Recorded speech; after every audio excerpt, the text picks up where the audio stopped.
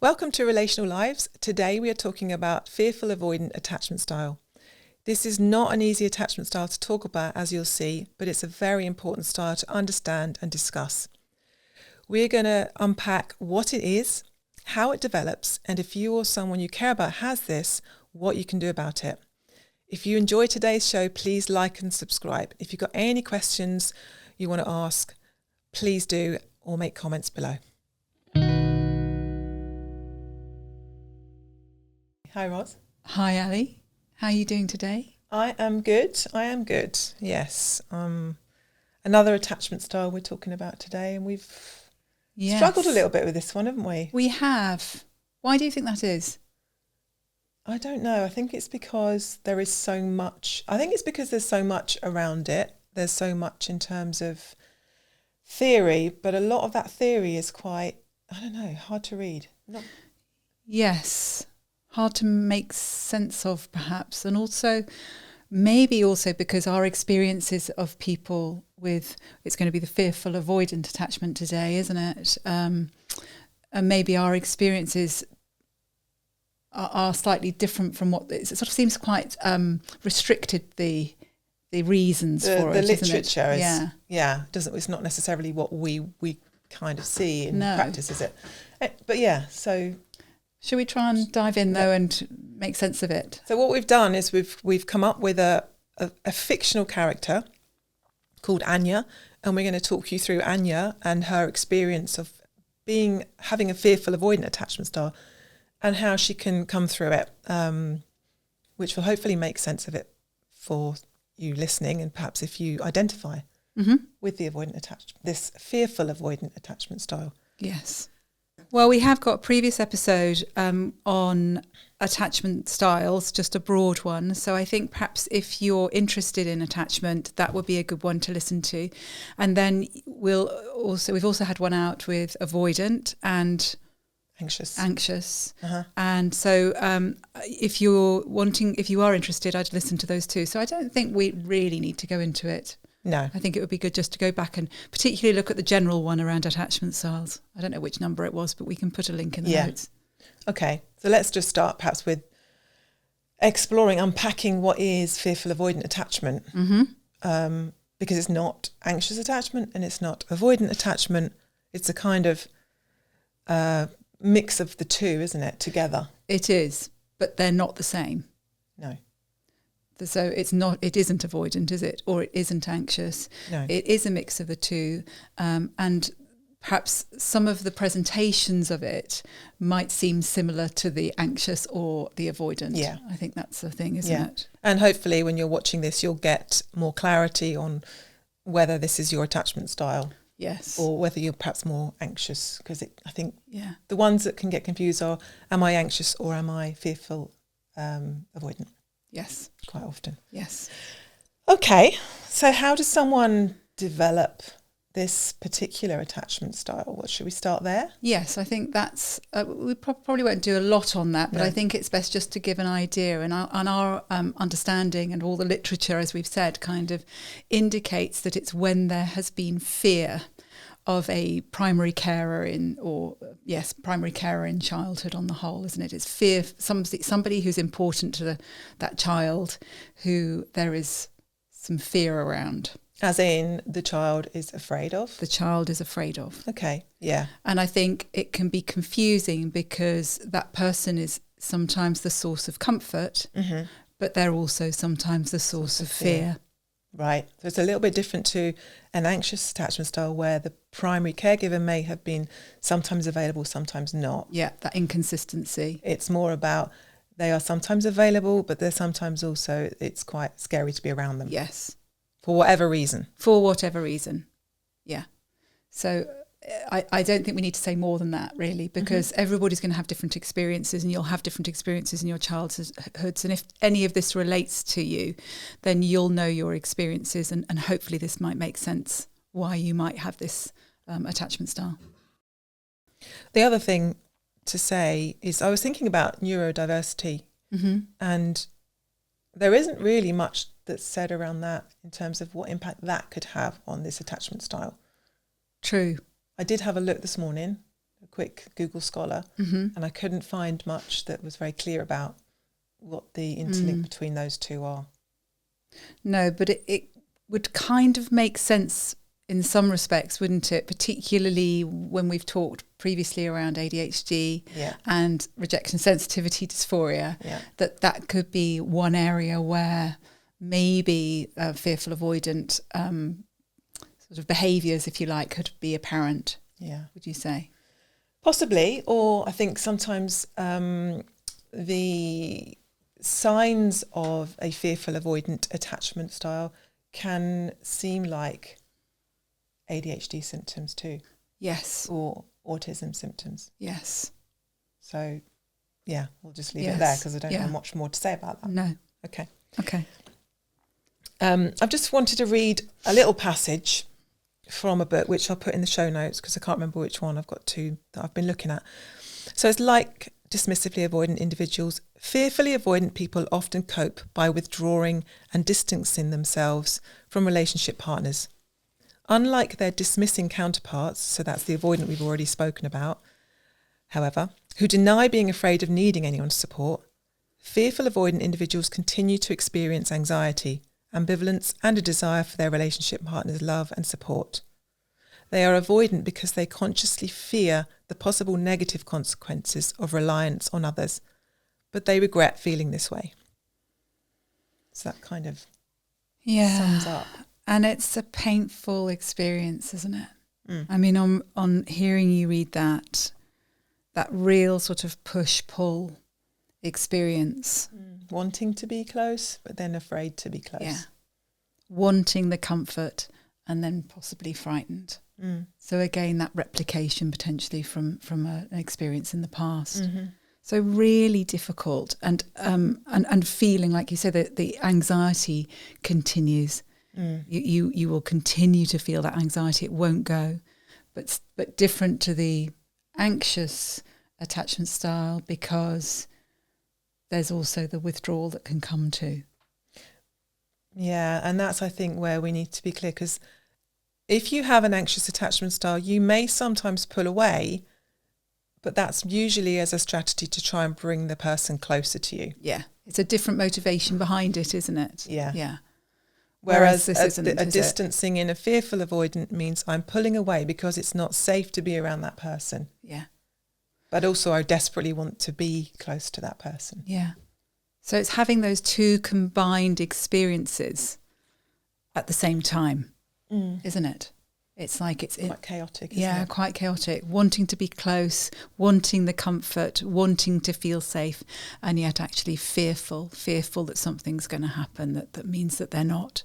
And so these different sort of pull and push experiences. So we're talking about Anya here. Anya desperately yearns for emotional closeness with her partner. In the beginning of her relationship, she felt wonderful. The chemistry was off the charts, the sex was amazing, and she felt as though this person was going to be her forever partner, the one. Yes, so a very common beginning experience, isn't it? Which so also common. Could relate to some other attachment styles as well. Yeah. But we will read on in a minute to see how that differs. But that's very common, isn't it? To feel this emotional closeness, to feel like everything is so very intense, so amazing. Yeah. And like, this is the person, this is my person, everything's wonderful. Yeah. I found the one. Yeah. And that is significant with what follows, isn't it? Yeah. But just 4 months into this intense dynamic, she was felt let down by Joe. Joe had not replied to her texts all day whilst at work. This was unusual for Joe, but it sent Anya into a spiral. She had full-on anxiety and was texting and calling to see what was going on. The text became more and more intense and angry in her tone. In her mind, she was afraid that Joe was losing interest in her. Either that or something terrible had happened to Joe. Either way, it was terrifying. She felt sick, dizzy, her heart was racing, and she was desperate. Yeah. I mean, I know this is a fictional character, but it kind of really brings alive, doesn't it, how awful that feeling inside. And in terms of the behaviours, me too. I could feel it. If this resonates with you, we'd love to hear, if you're able to pop in the comments. Yes, do. Anything that you know, you can really relate to here. But horrible feeling. And so much, like you say, that sort of inside, it's not just the thoughts that are going on and what's happening, is it? It's also all those sort of physical responses as well, feeling sick, feeling dizzy, heart racing. I mean, and that's horrible. The attachment system, isn't it? Yeah. It's like, there's that alarm that has gone off, like there is danger. Yeah. There is something wrong here, and the body is responding to it in that way. Yeah. Exactly. At the end of the day, Joe called after being in back-to-back meetings and desperately tried to reassure Anya. Please, babe, I was just in meetings. I'm fine. We're fine.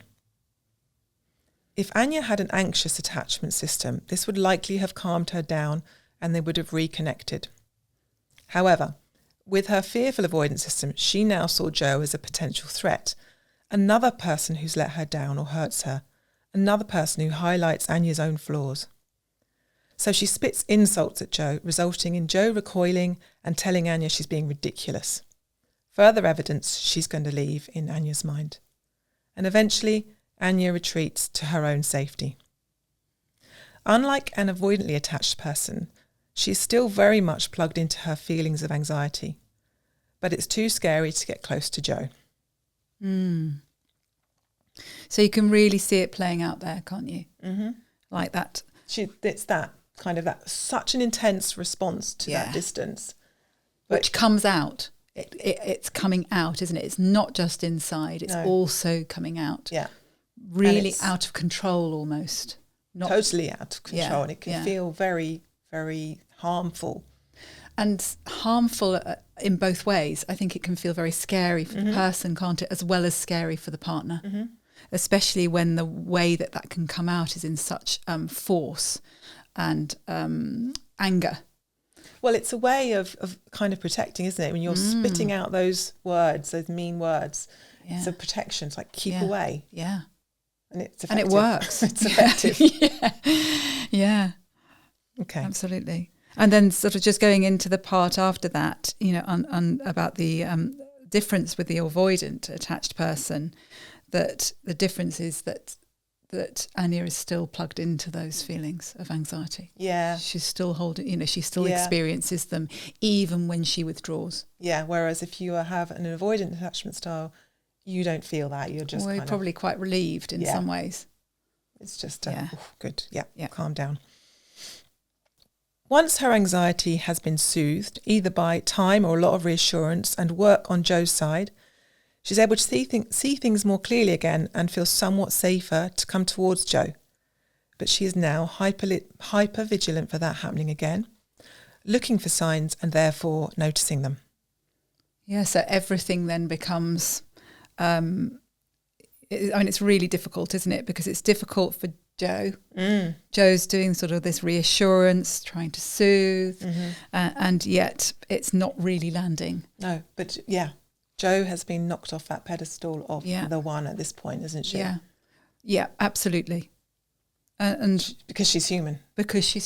Yeah. And her nervous system and response to how she's been shouted at and how Anya has been so cross. Yeah. She's naturally going to protect herself in whatever way Joe does. We don't know what her attachment system is. No, we don't. But it will have an impact. But now Anya is hypervigilant for any signs that Joe is going to let her down again. Yeah. And that's because there is the feeling that there's going to be something frightening happening. It's not going to feel safe. So when we don't feel safe, our nervous system responds in a way to being on high alert and hypervigilant. And so that she's going to be looking at, like you say, all those signs and anything. That fulfills the same meaning to that she's made. What examples could we give? I mean, I think, it could be even replying to someone else, looking on their phone and texting someone else. In what way do you mean? Well, if Joe were, sitting watching TV and she was texting somebody else. Yes. And you might see that as a threat. Like, who's she texting? Yeah. What's that about? Why isn't it me? Yeah. Why isn't she talking to me? Yeah. What else could set off that kind of thing? It can be the smallest thing sometimes. Well, just not being maybe very present, maybe in the instance that Joe was not available that day because of being in meetings all day, then, there's that sort of anything where that the partner, you know, in this instance, Joe, is not available to Anya in the way Anya needs her to be, is potentially going to be seen. It could be anything, couldn't it, actually? You know, whether, I don't know, Joe's maybe in the kitchen making a cup of tea, and that could even feel like a withdrawal from Anya. So I think it could be anything. Yeah. And small things as well as big things. So Joe then ends up feeling as though she's treading on eggshells to avoid setting off Anya's panic and withdrawal. Yeah, and this is what's difficult, isn't it? In terms of the partner. If they've got a partner and that's happening. If they have a partner, and depending again on the partner's own attachment style. But in this instance of Joe, kind of that treading on eggshells, what is going to set Anya off? Because Joe doesn't want to feel all that either. No. Doesn't want Anya to feel that, doesn't want to feel that in the relationship. So Joe's then starting to think, okay, what do I do to not set this off? Yeah. Do I have to not look on my phone? Do I have to load the dishwasher the correct way? Going back to the dishwasher thing that we always use. That's going to be a constant theme, We're going to have to go back to that dishwasher because it represents a lot. So yeah, it starts this vicious cycle in the relationship, doesn't it? And you might relate, you might relate to this. Maybe you have a partner who you think is perhaps a fearful avoidant attachment. Yeah. And you are the equivalent of Joe who's trying to try and manage things, that. Yeah, to make things okay. So really hard for Joe and really hard for Anya. And this constant turmoil, unpredictability, this push-pull. And it's a really, when there is an activation, when there is a trigger that can set Anya off, as it were, then all these emotions are going to be happening, aren't they? All these behaviours are going to be happening, and potentially all this kind of difficulty in the relationship, if in this instance, with Joe. Yeah. I mentioned, I think, in that little story there about the negative view of the self. So that self-criticism that, people with a fearful avoidant attachment style would often not rate themselves highly. Yeah. They have quite a not good enough feeling, a not good enough core belief. Yes. And that's a hard part of it too. Really hard, because that will have been brought from the past, and it's being lived and reinforced in this cycle, because the more this goes on, isn't it? Yeah. The more you're going to end up feeling like, oh, I'm so rubbish. Look at what's happening here. Because there's going to be a time at some point, hopefully, of calm in a way afterwards. And therefore, when we're calmer and we're not in a sort of an alarm system state, we can start thinking a bit straighter and reflecting. And of course, Anya will do that, won't she? And then perhaps potentially give herself a really hard time. Yeah. And then, like you say, look what I've done again. Reinforce the negative beliefs that she's, experienced and carried with her through her life. Yeah. So real emotional volatility, isn't there, in this dynamic? Yeah, it can feel like a roller coaster for the person with it and the person, if you're in a relationship, the partner. Yeah. And really tough. So what can be done to help people? We've carried on the story to help with this. So Anya started to read up about different relationships and on social media, starting to see information about attachment styles. It's that learning about yourself, isn't it? Understanding yourself, understanding your body, your nervous system, what your attachment system is doing. Yeah, and understanding how it is activated. Yeah. So what that sort of trigger might be. But also by doing that, having that awareness, it can really make sense of so much more, can't it? There can be something very validating in that. Yeah, totally. She learned about her attachment system and her needs. She began to understand and know what triggers her fears. She developed a wise part of her that knows what her hypervigilant alarm system is doing, and when something is a necessary problem to address. Yeah. This isn't easy. It sounds in a way, I think we need to just say that we're making it sound like, okay, she just needs to get awareness. She just needs to do some sort of self-soothing and whatever. But actually, this is not easy. This takes time. And for all of us, I think any awareness, it takes time, doesn't it?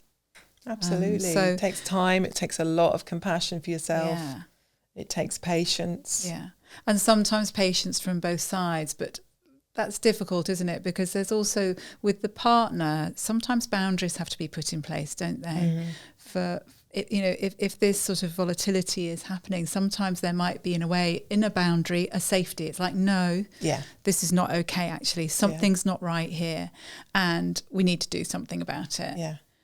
Because otherwise, I think there will be a permanence of walking on eggshells if that doesn't happen. And that cycle in itself creates a problem for both. Yeah, exactly. So, it's not easy. It's not easy. We're definitely not saying that. And developing a wise part, should we just say a little bit more about that?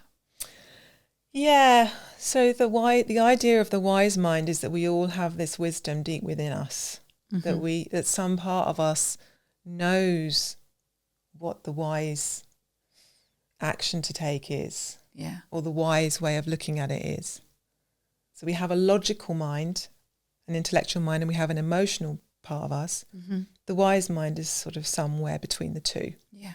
That kind of deep sense of, okay, just dropping down, what's the wise action here? But there's a practice in that. There is a way of developing that part of you. Yeah.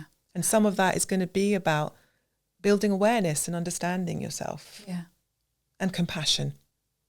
Tons and tons of self-compassion. Yeah. Which is going to be really difficult to do, because in this instance, again, it's not easy. It is a practice. It's doing something very steadily and very slowly, because there have been years and years probably where there's been no compassion.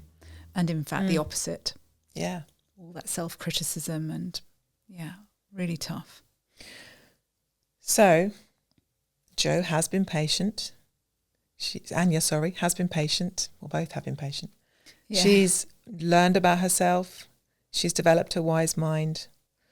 Now when she gets triggered by Jo's actions, she pauses and soothes herself before acting on it. And she can now communicate it in a calmer way.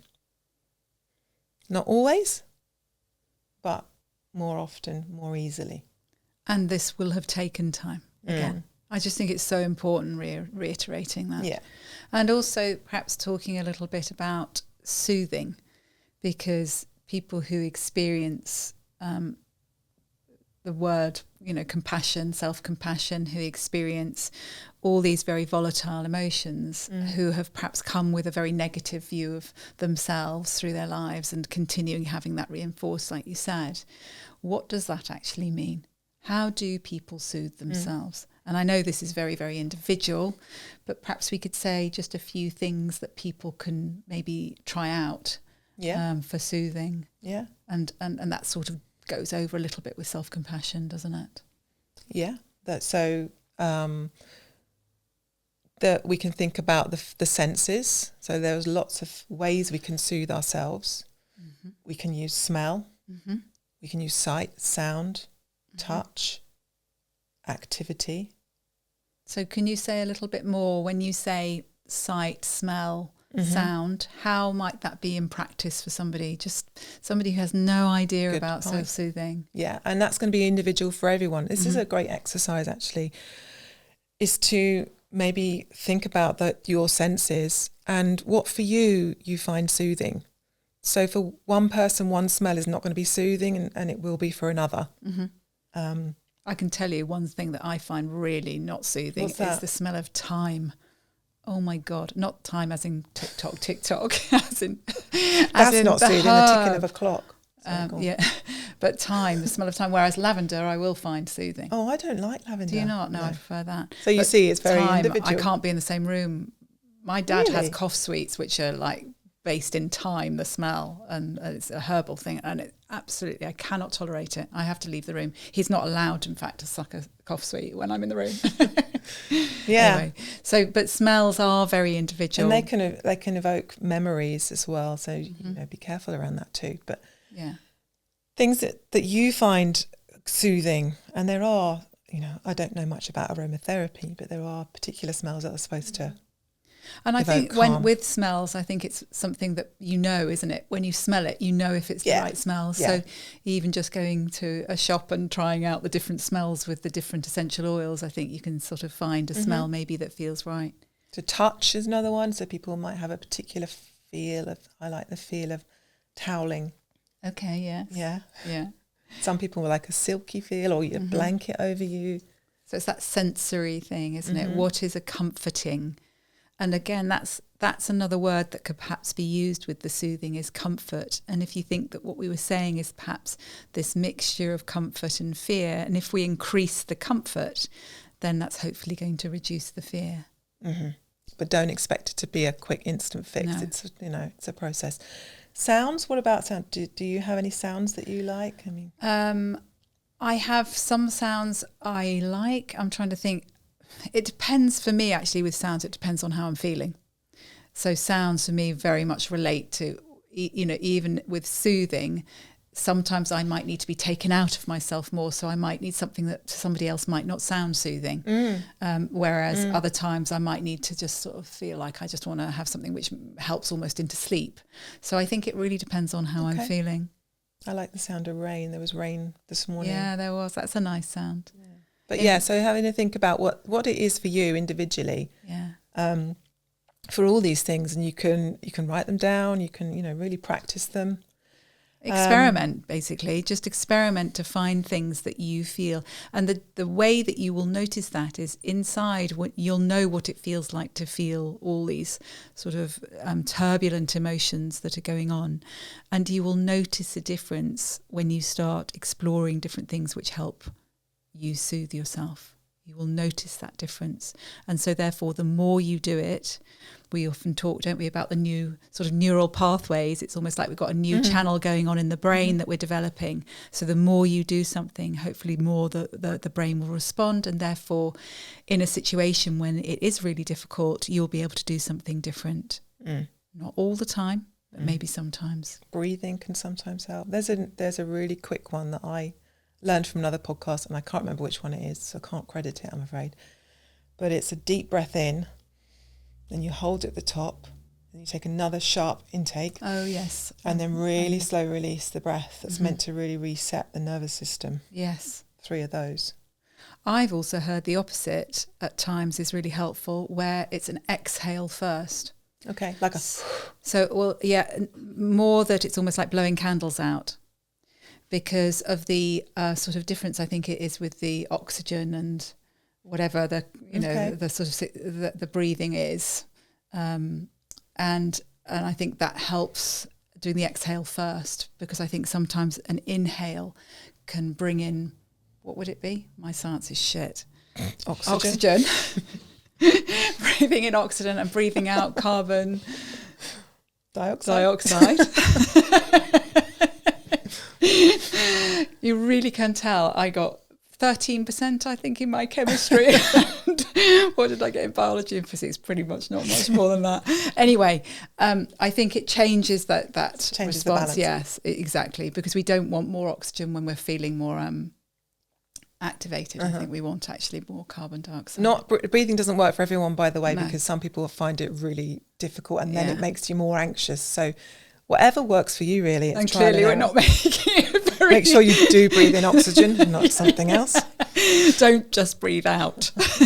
Yeah, do actually breathe in. I think this notion of accepting in that moment the feelings, sometimes when we talk about naming feelings, don't we, and sometimes staying with difficult emotions rather than feeling we have to try and get away from them. And when somebody's in an emergency sort of situation with inside themselves, they're wanting to try and get away from that feeling. And sometimes, I know not necessarily when you're feeling that, but sometimes staying with the uncomfortable feeling and just sort of accepting it, even if it's not liked, can be a helpful thing.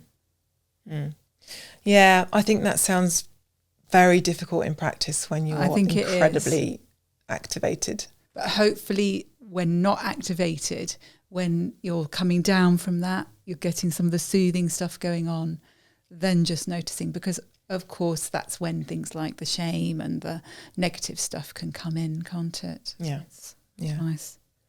Okay, so like all of us, Anya still falls back into old patterns, but she can recover faster and knows how to soothe herself. Yeah. Happily ever after. Yes. Number 1, compassion and understanding for yourself. So we want you to start to build that wise mind within yourself. Learn about your patterns, learn about your attachment system, and maybe start to get a sense of what are your triggers and even write them down. It's going to be a great start. The second takeaway tip is to remind yourself that all relationships have ups and downs. It's so important to remember that. And maybe to start to create a more realistic blueprint of your ideal relationship, of what that might look like, and then write it down. And finally, self-soothing and self-help. So we talked about self-soothing. We'd love you to start to get an idea about what works for you. I think, again, write this down and practice and try things out with trial and error. And also think about where you are, because you're not always going to be in a place where you can lie down and put a blanket on you. So this is why things like smells and sights and sounds can be really great, because it's more portable. Mm-hmm. There's a book we can recommend called the Dialectical Behavioural Therapy Skills Workbook, DBT. And we will put that in the show notes. So that might be really helpful if you really want to go into this sort of... And give you some more ideas, of what you can try out. Yeah. Oh, and finally, we have our new segment. Yes, our new segment. Bit of a fun segment we're going to do. We need a little jingle for this or we? that. Here we do. This or that. So usually we're going to have a big bowl of different this or that. So we're going to pick out randomly, aren't we? Which is going to be interesting. Yeah, but not today. So we've got not today. So Ros, I'll do it with you. Summer or winter? Summer. Most definitely. I have something called Raynaud's disease, so I don't have very good circulation, so I feel the cold. So I prefer summer. In fact, what I'd like, my ideal would be summer, like warm in the day, and rain at night, so that it's watering my garden. I think we all quite like that. I agree. Summer, 100% summer. Okay. Otherwise, winter I can get quite down without the lack of sunlight. Yeah. So yes, a lot of people struggle with that, don't they? Yeah. Yeah. Text or call? Text or call? Probably because of life, text. But it depends. So, because of busy life, it's easy just to text. And I do a lot of texting. I mean, we text a lot, don't we?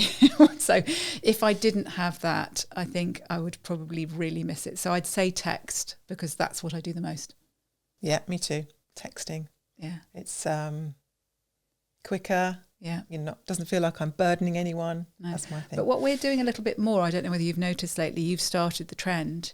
Actually, I'd say producer Paul's probably started the trend on this. Yeah, is voice notes. Yeah. So it's kind of in between, isn't it? Yeah. Lastly. Okay, new phone or new clothes? New phone. Same. I'm not really into clothes. No, me neither. You might be able to tell. Probably because we wear mostly. There's going to be a round of clothes, isn't there, that we wear and have for each episode. Yeah. And they're going to come back again and again. Oh, yeah. I think I've worn this one once before. Anyway, thank you so much for being with us today. If you have any this or that, let us know. Yes, any this or that that you would like us to put in the mix, that would be great. And we look forward to seeing you next time. Remember, subscribe, like, and if you can leave us a 5-star review, that would be fabulous, because then we can get this out to more people. Yeah. Thank you, Ros. Thank you, Ali. Lovely to see you again. Too. Lovely to chat. Bye.